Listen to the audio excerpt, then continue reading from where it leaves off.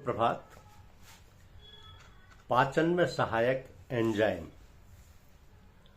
पाचन में सहायक एंजाइम देखिए, एंजाइम वे जैविक उत्प्रेरक होते हैं जो शरीर में रासायनिक अभिक्रियाओं की गति को बढ़ाते हैं।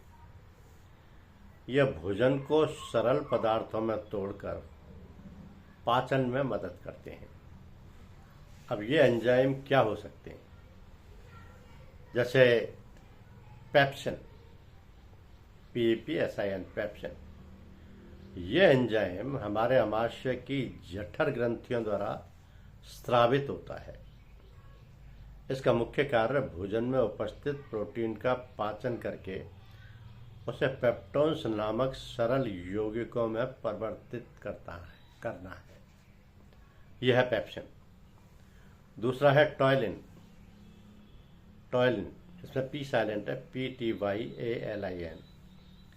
ये जो टॉयलिन है ये लार में मौजूद ये महत्वपूर्ण एंजाइम है जिसे मुख गुहा में ही अपना कार्य शुरू कर देता है। ये भोजन के स्टार्च या मंड को विघटित करके उसे माल्टोज शर्करा में बदल देता है। रहता है रेनिन, RENIN।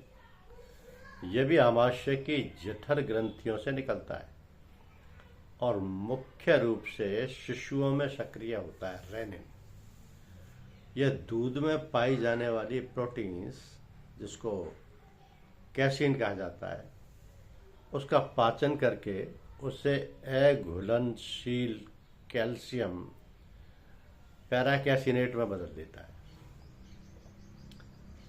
फिर से पर समझे रेनिन को कि यह भी आमाशय की जठर ग्रंथियों से निकलता है, मुख्य रूप से शिशुओं में सक्रिय होता है। यह दूध में पाई जाने वाली प्रोटीन कैसीन का पाचन कर उसे अघुलनशील कैल्शियम परकैसिनेट में बदल देता है। ट्रिप्सिन, अग्नाशयी रस में उपस्थित यह एंजाइम छोटी आंत में प्रोटीन के पाचन को आगे बढ़ाता है। ये आंशिक रूप से पचे हुए प्रोटीन और पेप्टोन्स को पॉलीपेप्टाइड्स में तोड़ता है।